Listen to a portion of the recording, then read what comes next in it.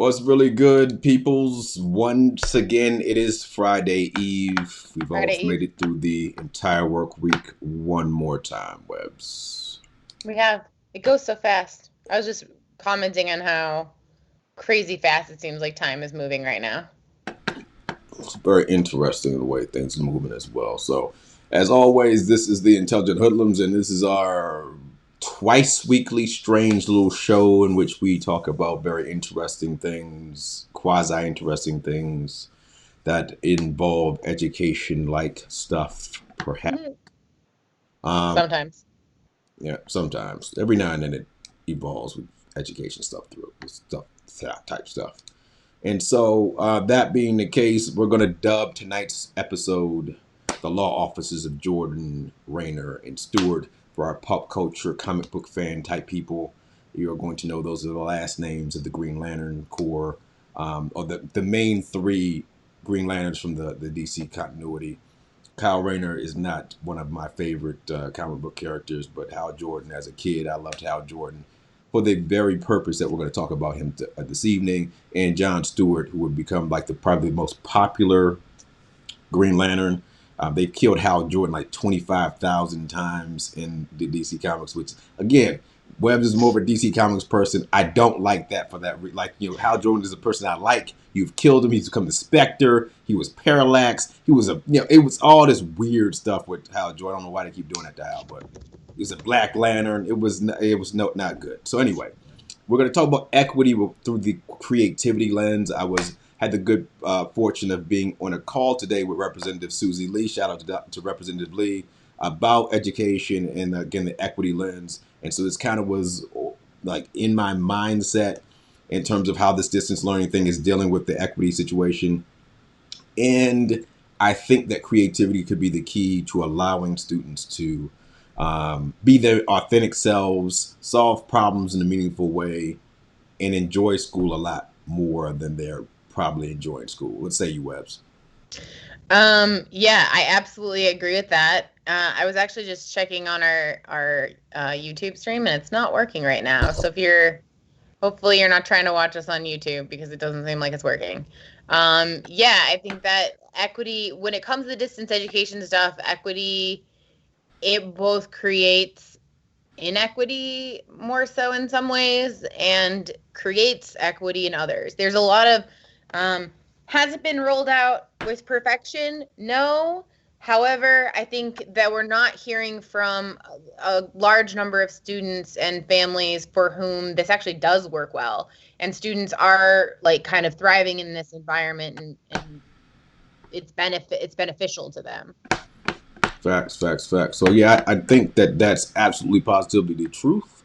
And Ooh, we're folks are getting gonna a behind the scenes look. nah, they actually aren't. I'm watching us on Facebook and I can see it. That's a delay. I just switched it. I should just switch it.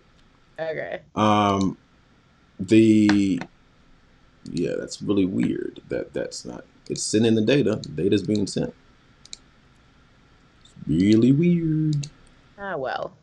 That'll end up there eventually. Like maybe I don't know. It's we're on Facebook and we're on Twitter right now. My YouTube friends kind of stinks. Yeah. Huh. Weird. Anyway. Yeah, we'll keep it moving. Anyway, could be a YouTube issue. We'll keep it moving and see what happens. All right. Yep. So something up with YouTube. All All right, right. YouTube So who are we? fans, we'll keep it moving. All right. As always, it's gonna go walk into the introduction type situation. So hey, yo, uh, continue the introduction rather. And the reason why we're gonna try to kind of look at the Green Lantern's core, their whole hustle is willpower, leading to leading to creativity, and the opposite of willpower is fear. And if you're somewhat familiar with DC Comics, Sinestro, who becomes like the Hal Jordan's foil, his color is yellow for fear, and and that's one of the weaknesses of the constructs of the Green Lanterns. It won't work on the color yellow, which is kind of corny, but that it works for our metaphor for the night, right? that a Green Lantern loses their ability to be a Green Lantern if they start to act fearfully. And I think that's kind of a powerful metaphor for just teachers, right? So willpower, and willpower is not perfection; it's simply the desire to do something. And so they can create anything they want from their mind if they have the will to do it. And I think that's why I think the Green Lantern and Hal Jordan is like one of my favorite characters of all time because of that risk taking, that willpower type scenario. But again, the interesting thing is the opposite of willpower is fear. So if you're afraid to act, kind of contradicts the hustle. We are the Intelligent Hoodlums as always. IntelligentHoodlums.com, at Trust the Hoodlum on the Twitters. Web's brief introduction. Hi, I'm Webbs. I'm a software developer by day. I was a teacher in the classroom for 10 years. Well, classroom, digital learning coach, et cetera, et cetera. Yeah, that's me. And myself, I'm Mike Lang. I keep it real in the streets. All right. We're going to jump off tonight with a Ask a Software Developer question, Webs, with an equity lens. You are a female software developer. There aren't many female software developers. There aren't many software developers of color. What was your journey through that path, especially being a second career person, like somebody who did not start off with that penchant? What has been your experience in terms of the equity lens that way? So part of why I don't say it's the exclusive reason why, but part of what was an additional reason why I wanted to become a software developer is because I knew that there were not a lot of women in tech, at least in technical positions in tech. And I thought it's important for kids to see themselves in certain roles. So one of the reasons I think I never considered a role as a software developer was because I didn't know anyone. I didn't know any women who did it. I didn't really have a super high opinion of what I could accomplish when it came to college. And I had always kind of been focused on being a teacher. That's always what I wanted to do. So when I was forced to, I'm not going to say when I had the opportunity, because I definitely had the opportunity to think about it. But when I was forced to rethink if I couldn't be a teacher, what would I want to do? Having not only knowing more about the world, but also living with someone who is a computer science major and having experienced tech through the lens of education and having an interest in tech through the lens of education, that seemed like a good fit for me. And I thought it would be a good opportunity to be a role model for my students as well, so that my students could see, hey, I'm going on to be a software developer. There's not a lot of women in software development. Just seemed to make sense. I don't know. As far as my experience in tech, I will say it is very different going from a field where it's predominantly women to a field that is not at all predominantly women. I think women account for something like 25% of the workforce in tech. The numbers of women who start out trying to get computer science degrees and then it precipitously drops off toward graduation, so that not as many women graduate. And then you have, in some ways, similar issues with folks of color who are going into tech. It's just not the field is dominated by white men, and those are the people who hold power. Those are the people who make decisions. Those are the people who at times make it uncomfortable and make you feel very alone.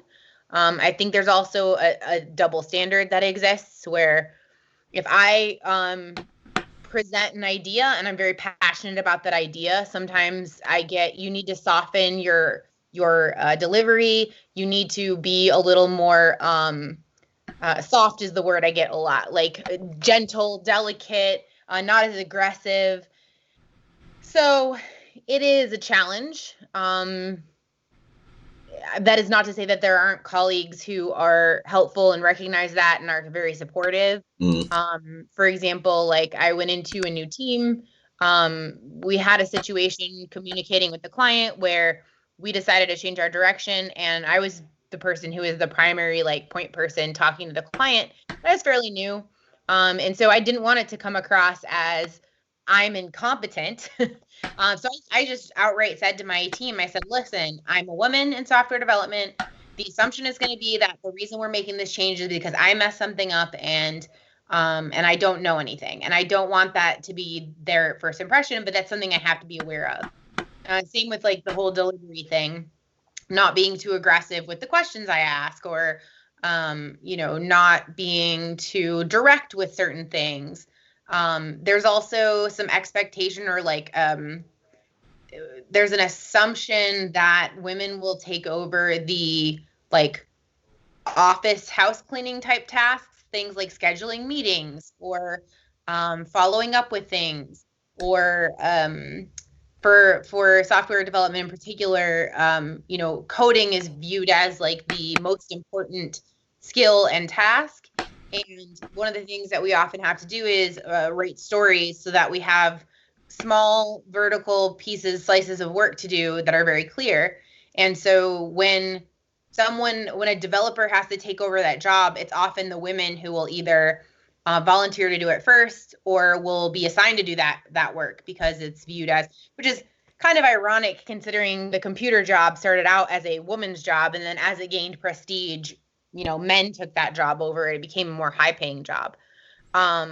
So it's interesting. There are all these subtle little ways. Another thing, early on in my career, a mentor had told me that women tend to prevent disasters from happening.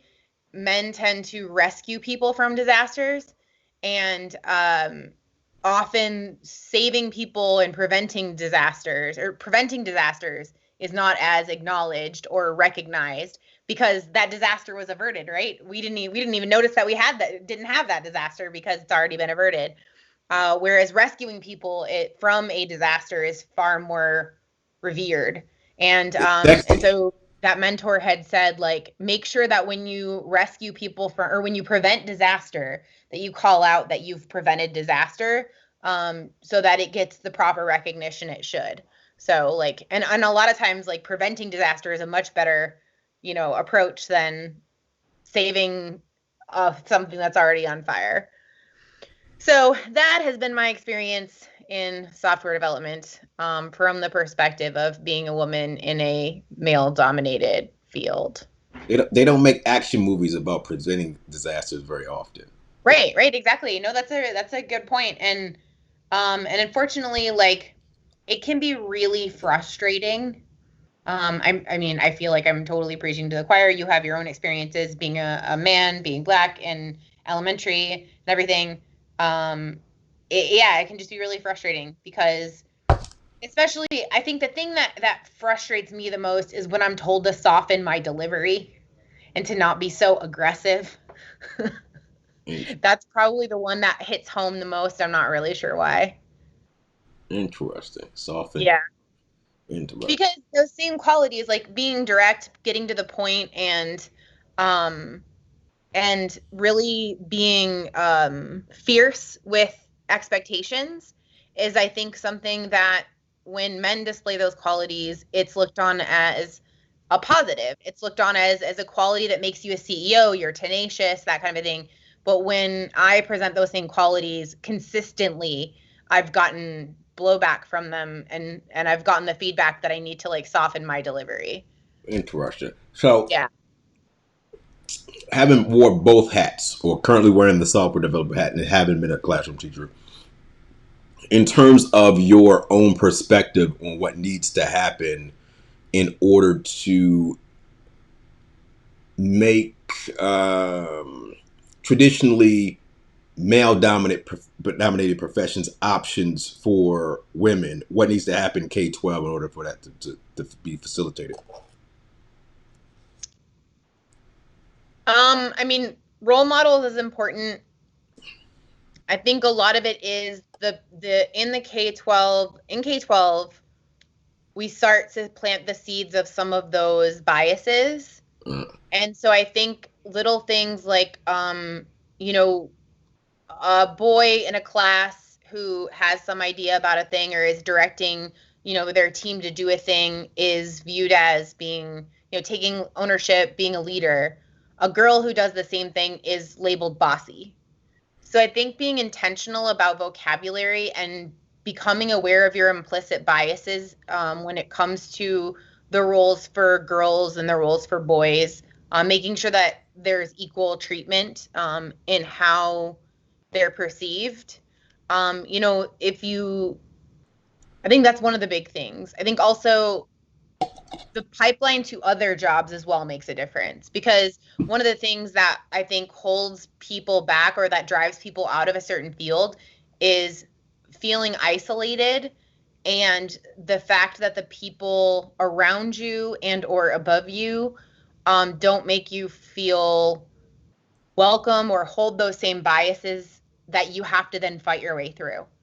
Um, so I think that's part. I think a lot of it just comes from being aware and dismantling our implicit biases when it comes to anything, So that's whether really, it's it's race or gender. it's interesting to me. All right. So what you just said, what you described, it's interesting that K-12 education is dominated by women, right? The initial practitioners of education or the principal practitioners of education are white women in America, right?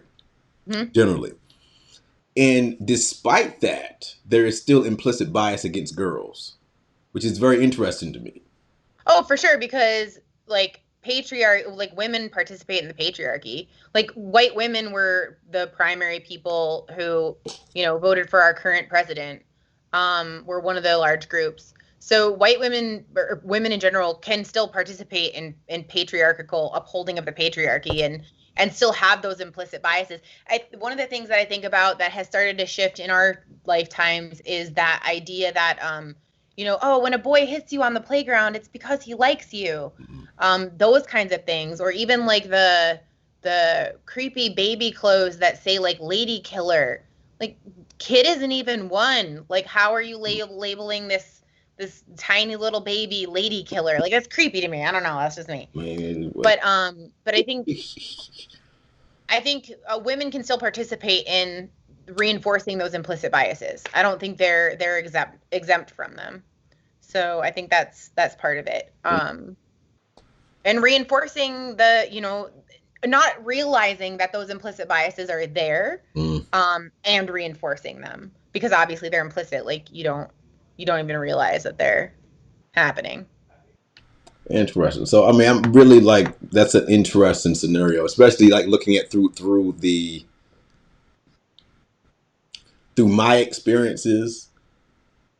Like it's a very the juxtaposition there is very interesting. Go ahead, you had to.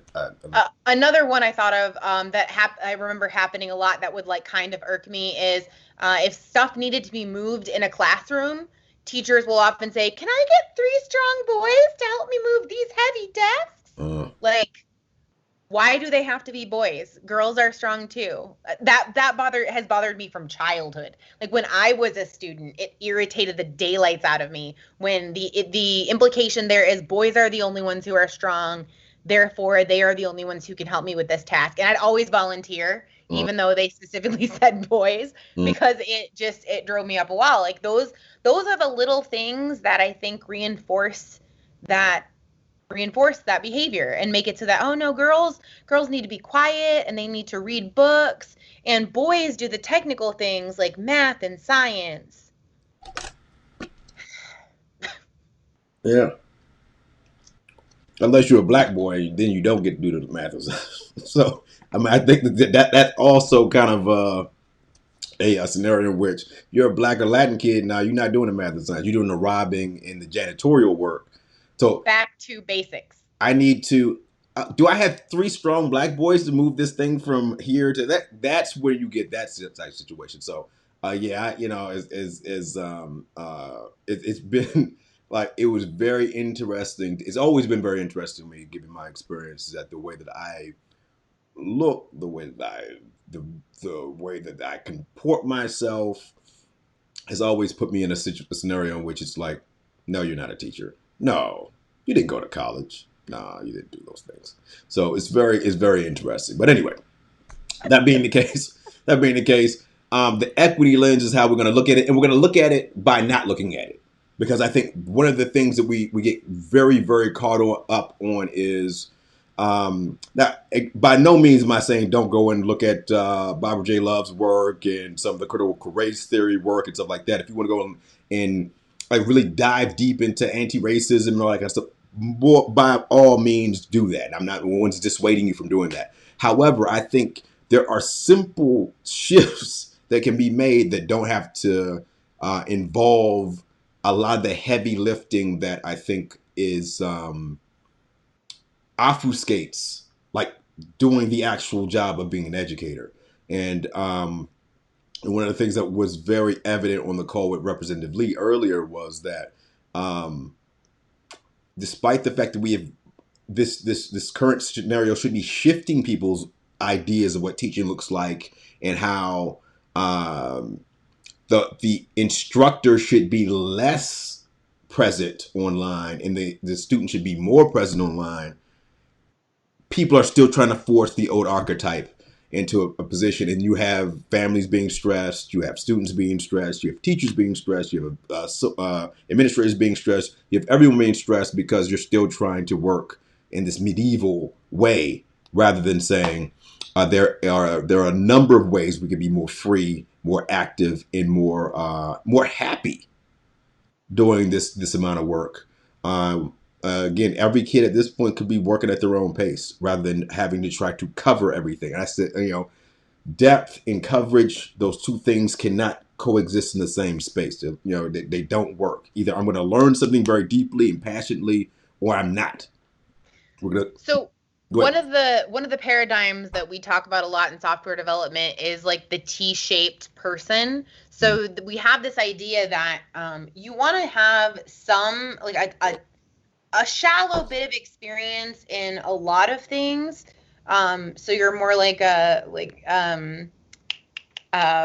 friend Tom and I call it a red mage. You're a red mage because you got like lots of experience all the way across, but you have one particular area where you have that depth of experience and knowledge. So like in my case, I'm a software developer, so the depth of my knowledge should really be like technical things, being able to write code and testing and stuff like that, all the technical stuff.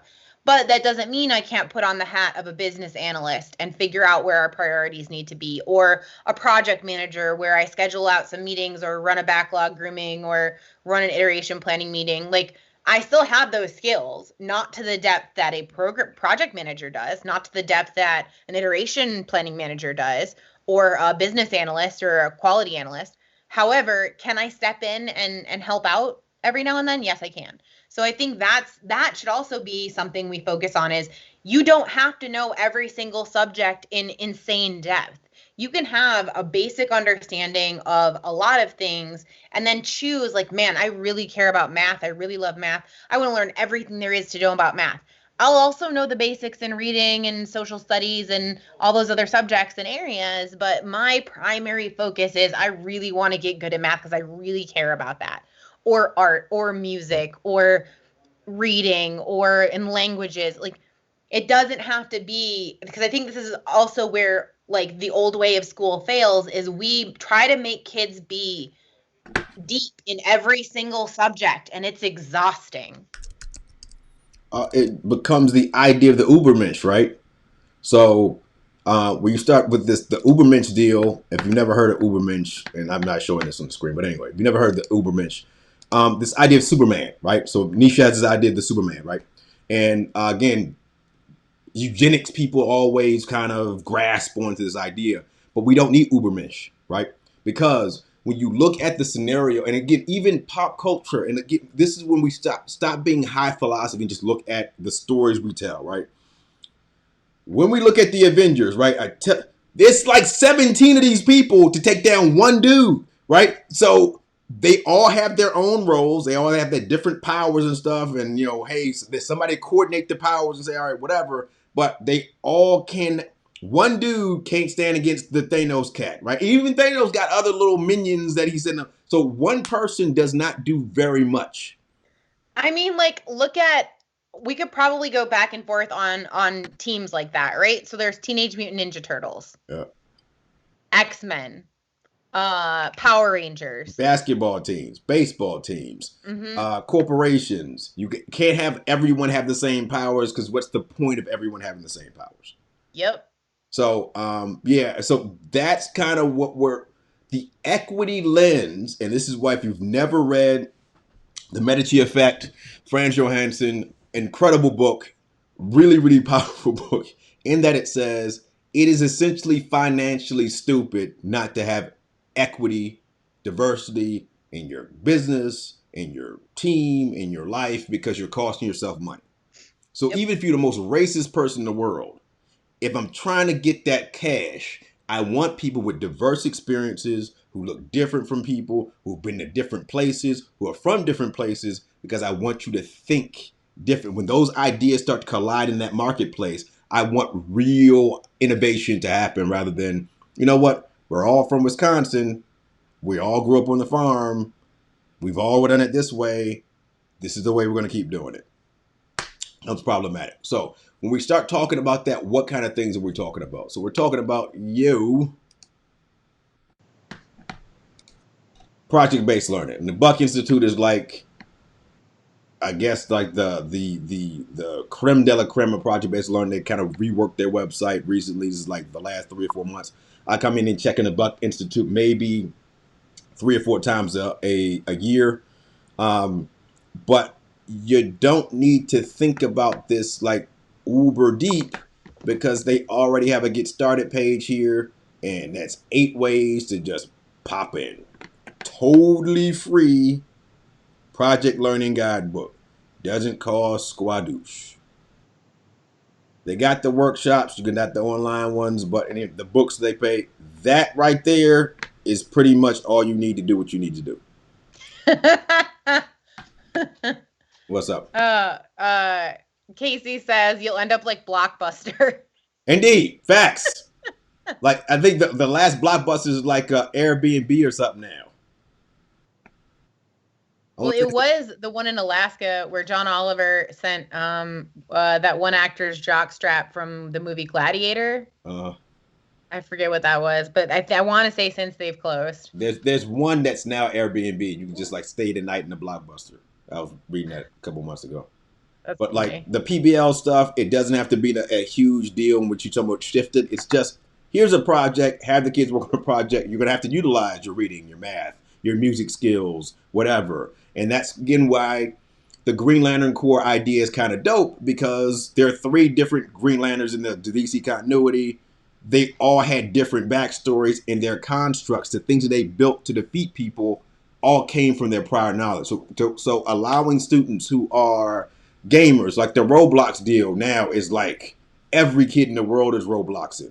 Well, one of the things that the students are not realizing is that you can build your own Roblox game. You don't have to go and consume somebody else's. And so the kind of thing that stinks is that you have to have a full size computer to do it. So the Chromebooks and things don't work very well, but you can build your own Roblox games. And showing those kind of things, if you're looking for just basic building of games, one of the things that we're working with the kinders in the first graders, Tiny Tap. This is really easy to start building these games. These are all games built by regular people, right?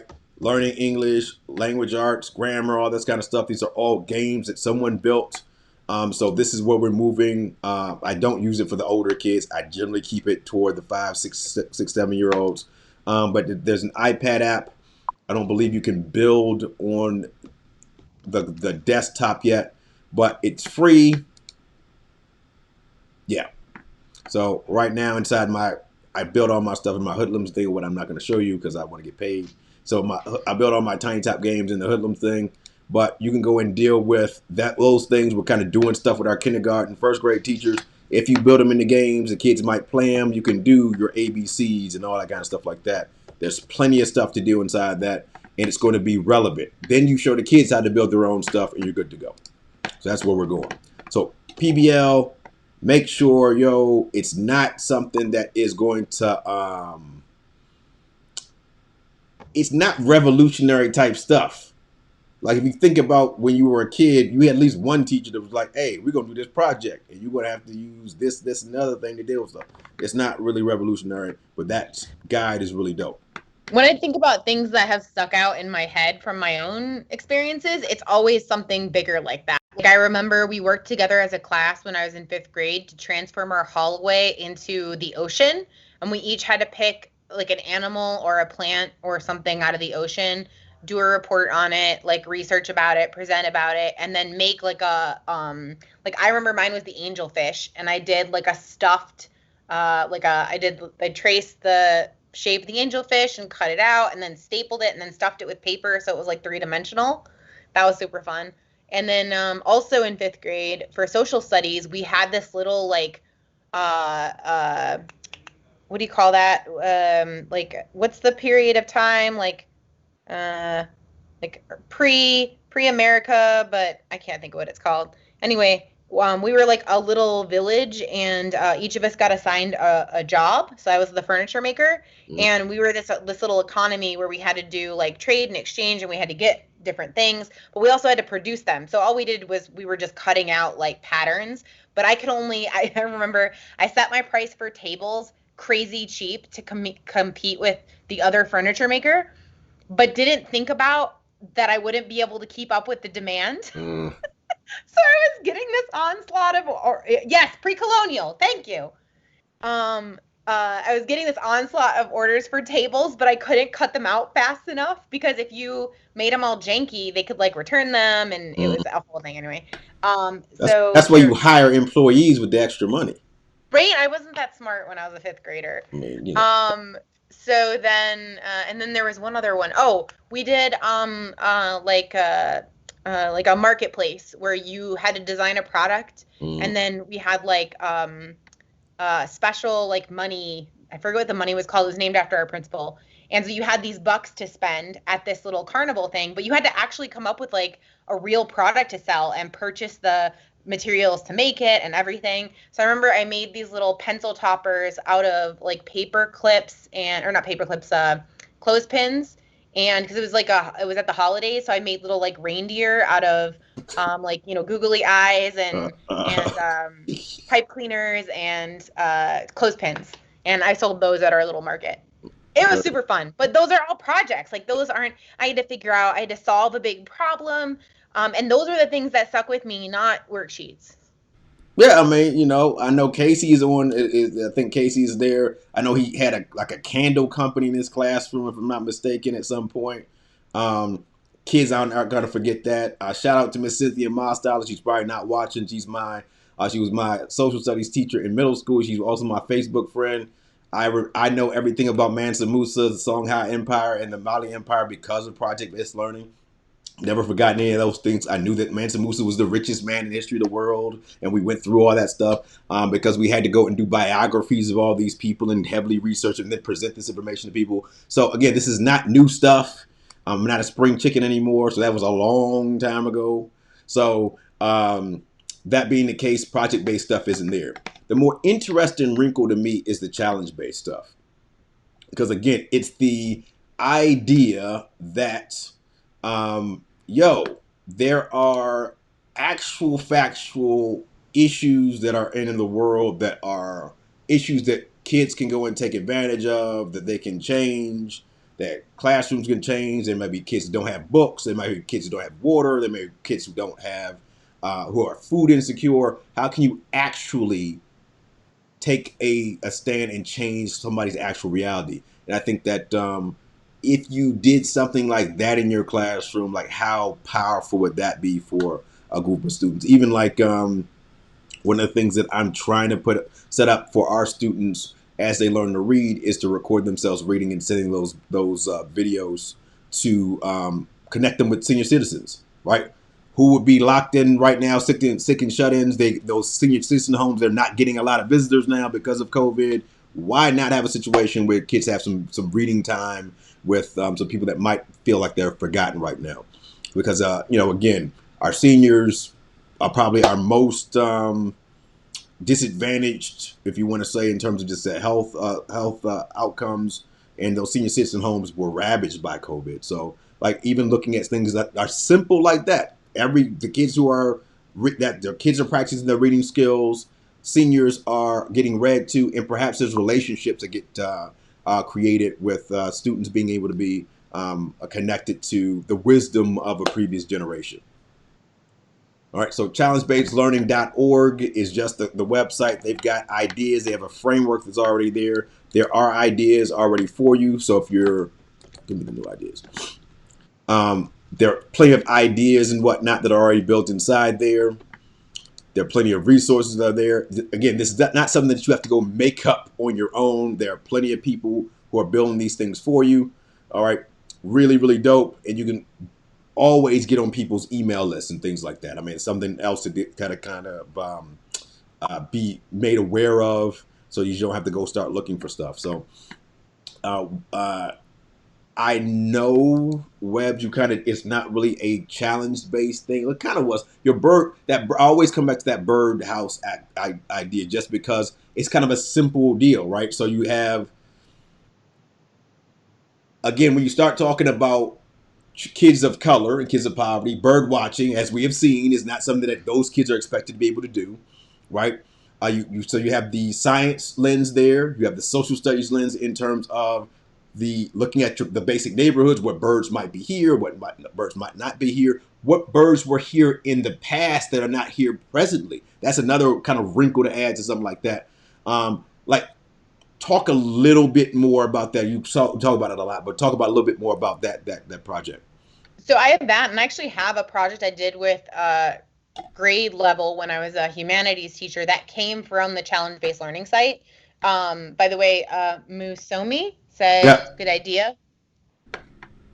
What? that's my brother-in-law. What Oh. up, Moose? Go ahead. Um, so uh, so I'll touch on both. The bird idea I did with my third grade class the last time when on my last year of when I was in the classroom, and basically I challenged my students to come up with designs for birdhouses out of recycled materials. So we took the garbage from our breakfast, and we had like milk crates and cereal bowls and stuff.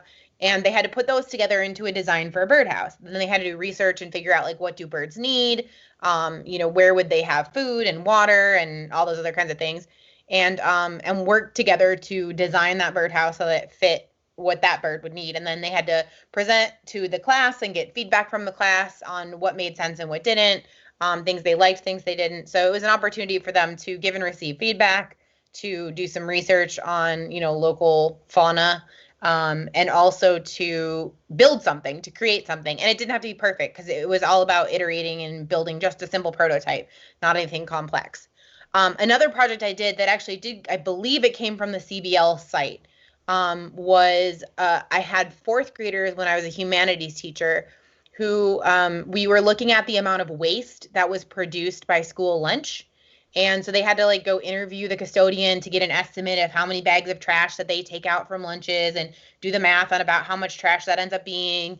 They had to come up with a plan for reducing it, and then they had the opportunity to interview the head of the I forget what the name of the department was, but basically the person who oversees all the school lunch and food and nutrition stuff for the school district. Mm. They had an opportunity to interview that person, get some more information, and then whatever their outcome was up to them. So I remember one group did a website, another group did a video, like a PSA.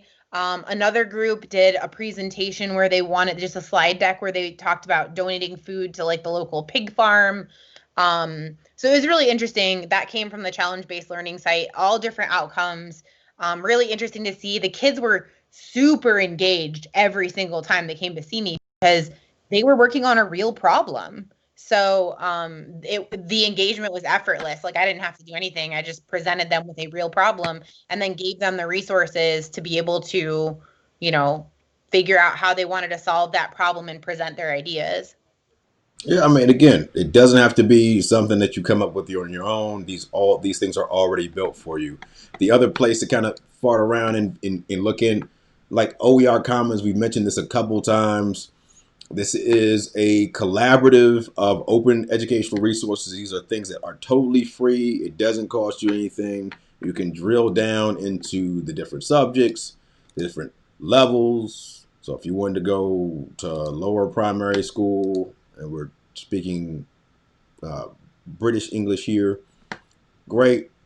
They give you the ratings on the tools as well. So if they, you can order them by rating if you want to, and say, all right, what's the best tool here? Great. How to be accepted?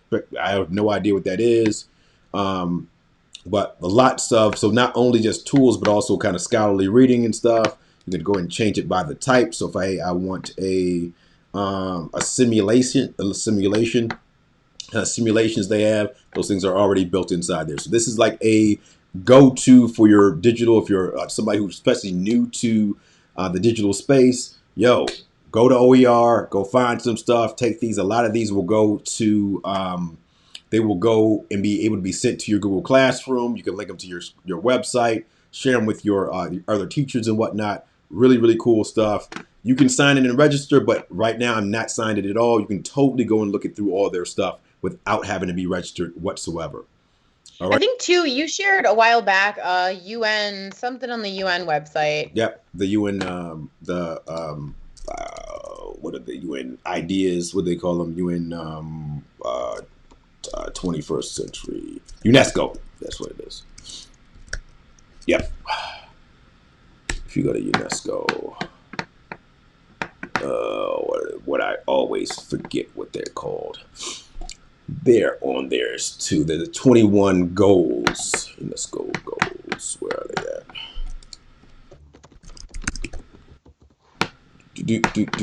There they go. So this Got it. sustainable development goals. And so Yep. again, those are really cool to kind of frame with kids. And they have, I totally got that good catch, Webs. The resources for educators are already built into the site. So you don't have to go and deal with anything. All of these, if you click on them, they kind of walk you through the reasons why everything is important. But it's good just to show these to kids and kind of like explain to them what the overarching idea is, and have them come up with their own ideas about why that might be a good thing to deal with. Gender equality, clean water and sanitation, all that kind of stuff. Peace and justice and strong institutions, all those things are there, and they're built into the site. You don't have to go look for them. All right, so yeah, great catch on that one, Webs. Um, the other thing, big history project. This is totally free. History, civics, ideas about the past. Those things are important. They're already built into the site, and these are like I love. I don't use the big history project with my kids, but I like going through there and seeing kind of how they set stuff up, how they build their lessons, and then kind of mirroring that in my own instruction a lot of times. Because that's cool. You have the discovery education. If you're in CCSD, you have the all discovery education stuff. It doesn't do it as pretty as big history project, in my opinion, but you do have those options. Other deal.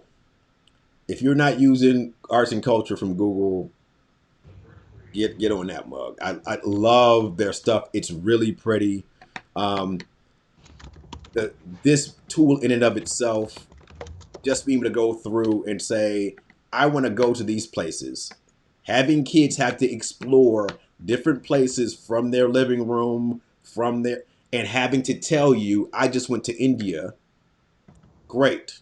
So I went to India. Let me watch this thing. And what you're going to do is you're going to give us a tour of India. You're going to tell us the great things about India. What kids love it. This is a 360 video. You've got plenty of just inspiration after inspiration after inspiration after inspiration. That's not only for you as an instructor, but just you as a human. Like being able to take a kid and go these places. Really, really cool stuff. These things are shareable to Google Classroom. So if you're using Google Classroom, you can take it right there. If you're using Canvas or anything like that, just copy the link and throw the link inside there. But Google Arts and Culture is a must-use tool. Webs. Also context. So if you have a kid who's researching India, go look it up on Google Maps. Where is India compared to where I live? You know, that in and of itself, helping kids figure out and put context around where is my place in the world. Whether we mean that in a physical way or we mean that in a cultural way, or we, that I think that's one of the what school should really be about, is figuring out where is my place in the world and how does it relate to other people? How am I the same as other people? How am I different from other people? What makes each of us special? So like um using the Google Arts and Culture, and putting it in context of location, in context of, what is the weather like in that particular place in India, like, because India is a huge country. I think especially for kids in the United States, they don't really grasp how big other countries are that aren't the United States. So understanding the size of India and the different regions of India, and what is the weather like in different regions of India? How is it similar to where you live? How is it different?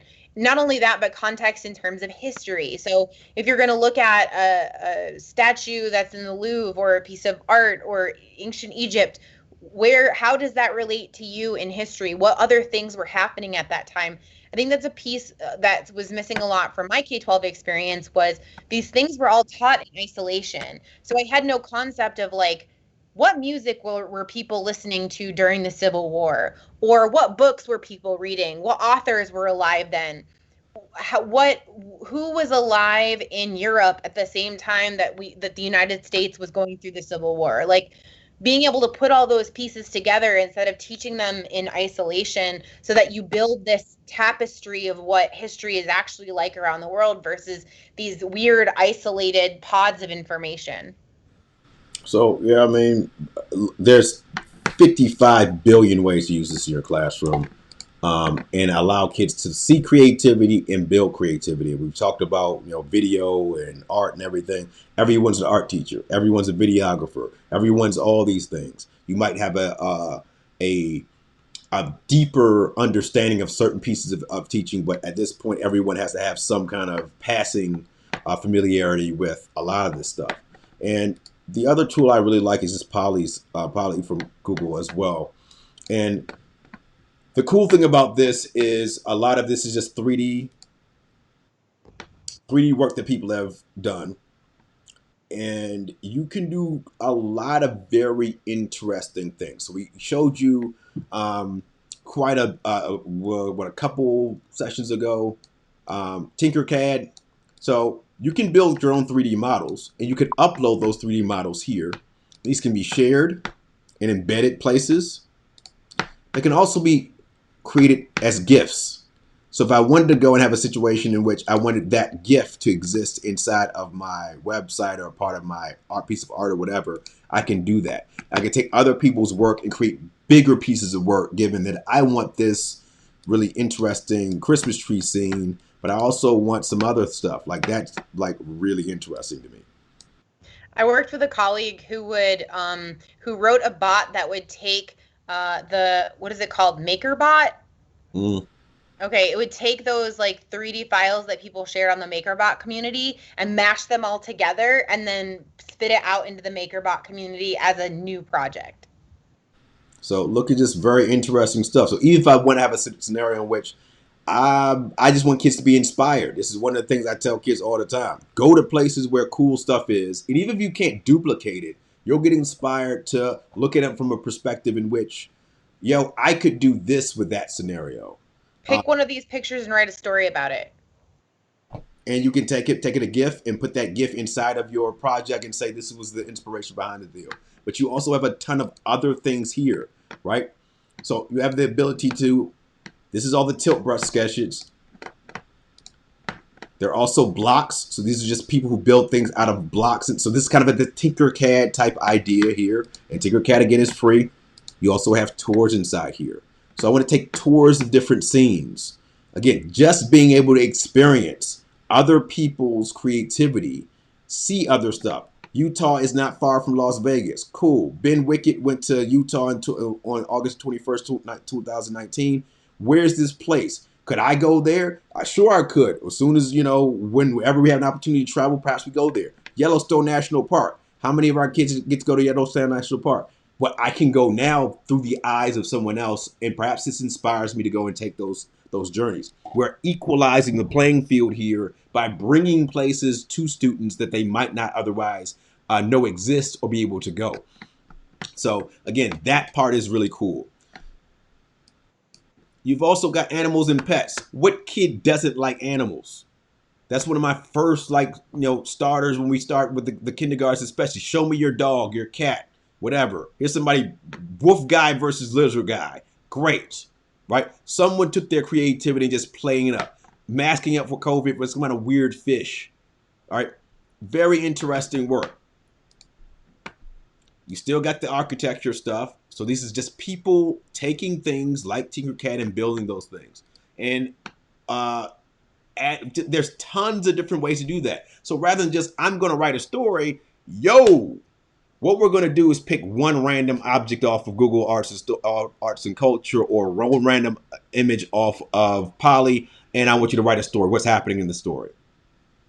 And Lord knows the weird stuff that you would come up with, because some of these kids' imaginations are incredible. All right, so those sites are really, really dope.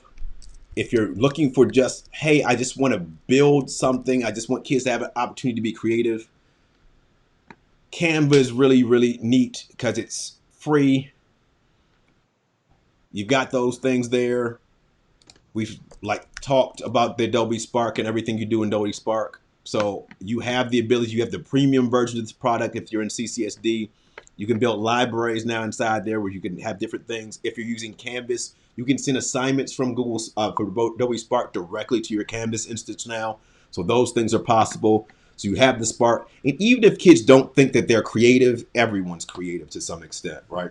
And I think that's another thing that we need to get away from telling kids. You're talking about telling girls that they can't do this. It's another thing. Also telling kids that the only way to be creative is to be able to draw, or to be able to sing a song, or to make a song. There's a lot of ways to look at things creatively in the world and do some very, very dope stuff. So I don't know, Webbs. I think that equalizing the playing field by allowing kids multiple opportunities to demonstrate what they feel, also giving them multiple opportunities to experience the lives and understandings of other people. And that's when we talk about equity. We're talking about treating people nicely. We're talking about ensuring that our world is in a better place when our students become adults. You have to expose them to different mindsets, different ways of life, different cultures. If we continue to place them in a vacuum and say this is the only way that you're going to learn and understand things, we aren't doing our jobs very well. Webbs? Yeah, I think going back to a couple things we talked about at the top of the hour.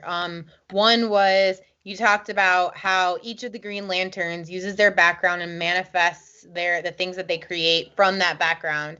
And those things are all going to be different. So I would challenge teachers to really think about, if a student comes to you and has a different way of looking at something, don't be quick to dismiss it. Really look at, is this just a different way of looking at something that I hadn't thought about? Because you may be very quick to dismiss it and say it doesn't fit within the confines of your rubric, or it isn't exactly what you were expecting based on the example that you gave.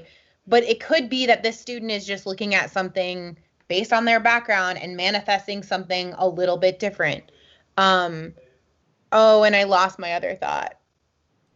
It'll come back to me. Go ahead. All right, so again, those are tools that are already there. One of the things that we're constantly preaching to teachers is that there are tools that are already been created. There are ideas that are created. There are projects that you can just take right off the website and say, we're going to do this.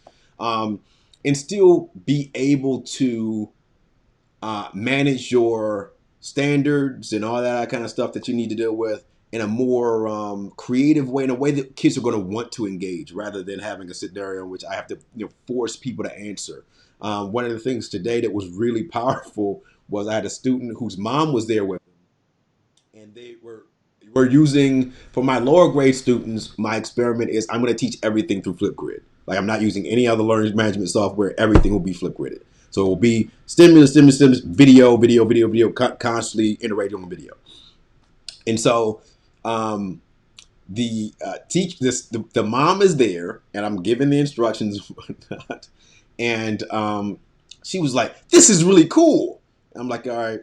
I said, "We're not really doing anything. We're just letting them express themselves." It was 5 questions they need to answer just to play around with the filters and things like that.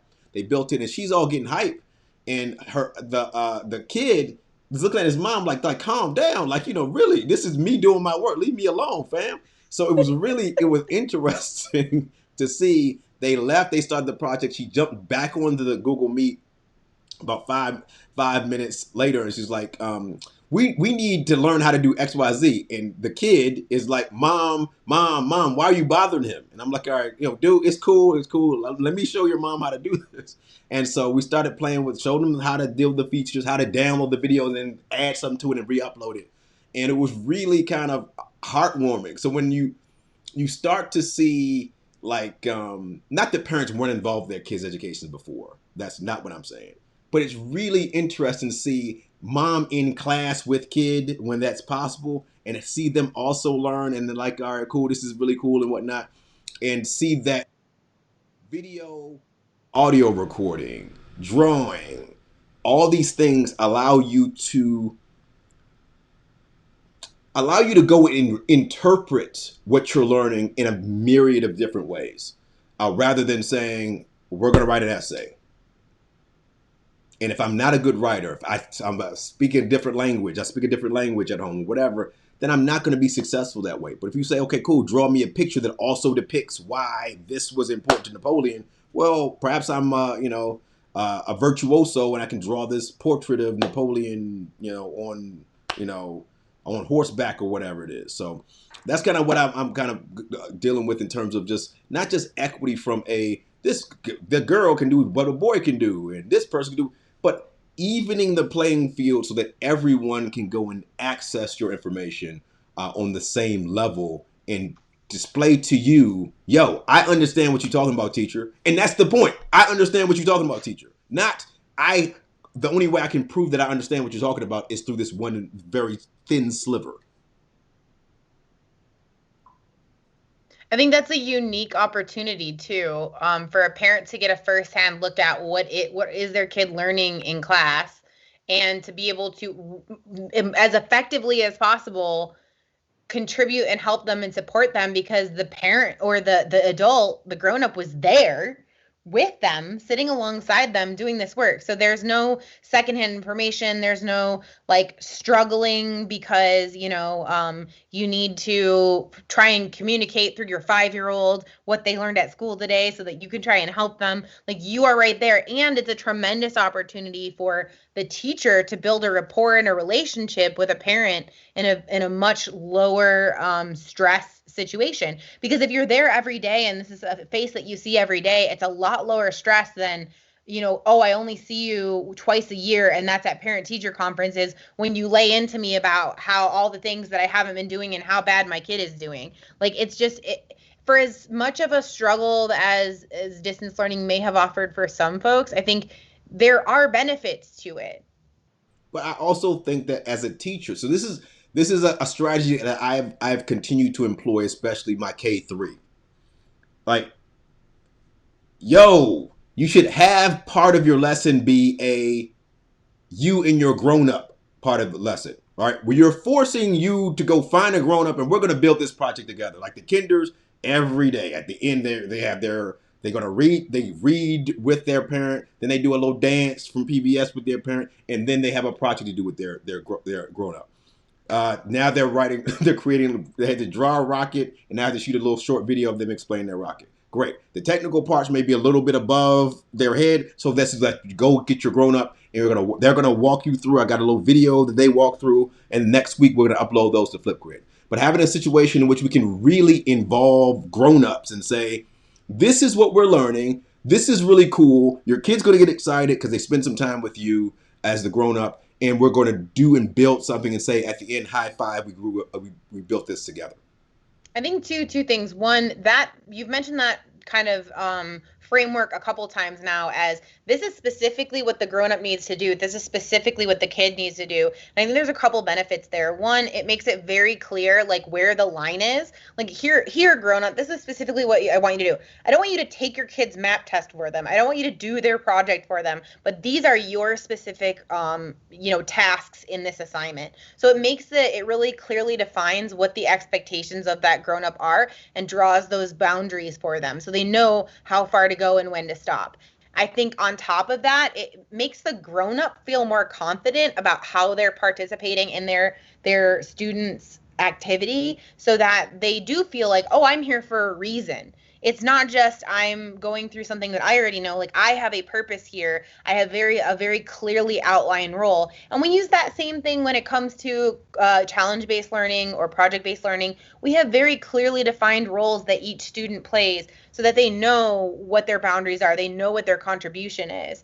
I see there's a couple comments in the chat.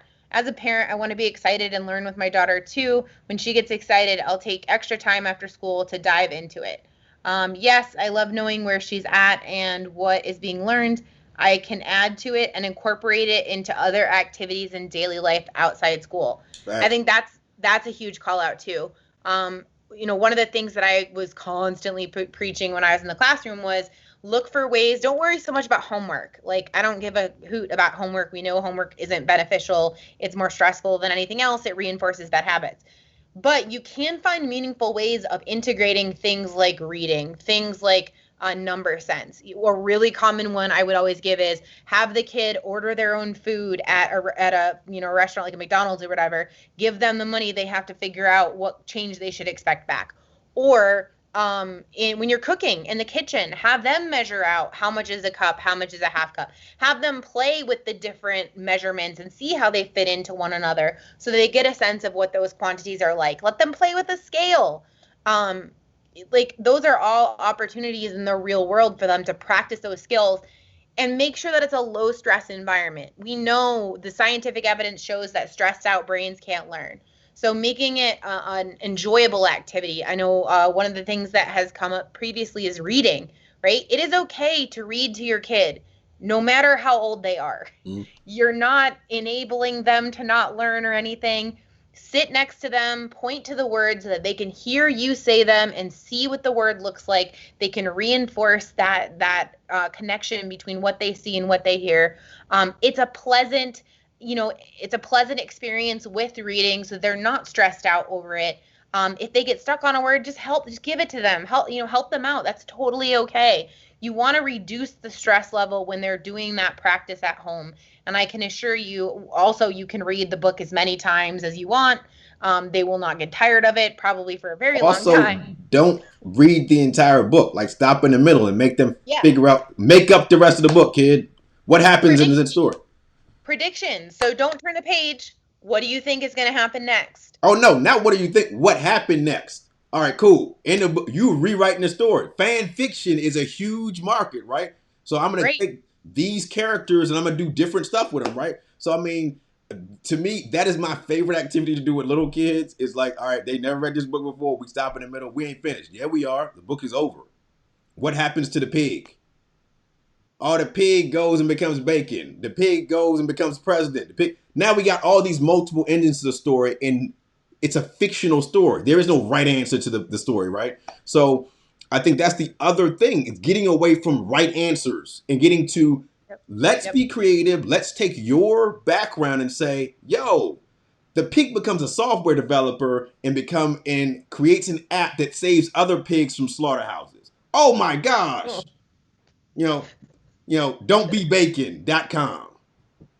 You know, letting kids go and just kind of play with it and not have, again, right answers. They blow, man. Like, it's really not fun. And so when you go and have a scenario where, like, when you're talking history, is there a right answer? Yeah, probably. When you're talking about being just making some stuff up, just make it up. And you have a lot of kids who feel it is hilarious. You can tell the kids who are uncomfortable in those scenarios because they start stressing out. You're like, dude, just make some stuff up. Like, literally, just make it up. It could be any color. But Mr. Lane, the sky is blue. Nah, it could be pink in our story, yo. It don't have to be blue. This is made up, make believe. And then, the kindergartners, again, if you've never taught kindergarten in your life, do yourself a favor, teach kindergarten for 1 year. You will be refreshed. Now, it's stressful in terms of the classroom management and stuff like that. Absolutely insane. But I look forward to my afternoons with my 5-year-olds because they will say stuff and you're just like, I would have never thought of that before. We read a story today about some animals going into space because they're studying about space right now. Some animals going to space. And suddenly we had like the animal show. So every hamsters and gerbils come out on the screen and like, hey, my gerbil could go to moon too, Mr. Lang. All right, cool. What's your gerbil's name? So and so. Hamsters and gerbils going to the moon together. It's chaos. So it's just, I mean, it is refreshing to see little kids who have not been tainted by the "no, you can't do that" mantra.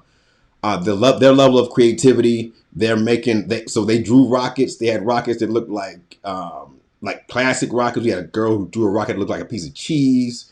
All kind of little weird stuff. And you're like, all right, yo, this is dope. Really, like a rocket that looks like cheese. Probably not in my world, but man, do what you do. So there are no right answers. And if there are right answers, like I always turn to mythology, right? Why did people create myths?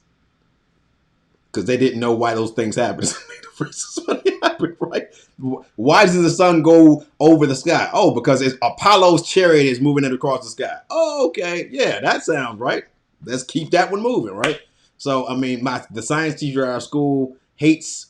I do a pseudoscience unit in which the kids make up their own creation, and he hates that crap because they going up with all kind of stuff. He's like, "You realize that's not true?" Yeah, I tell them it's pseudoscience. We're just making it up. If they actually apply it to actual science, and then we have problems. But why not? That's amazing. And You could partner with him. They create the myths, and then he teaches them the real science. that's what I was trying to do, but he was like, it's becoming problematic. I was like, dude, what am I supposed to do? Hilarious. Also, another pro tip. Yes, Bree says watching TV with the closed captions on is a great way to reinforce reading. I cannot watch TV without closed captions anymore. Same. So I was in the middle of watching a show. I was watching The Flash for like the 1000th time. And in the middle of the episode, the closed captioning just stopped.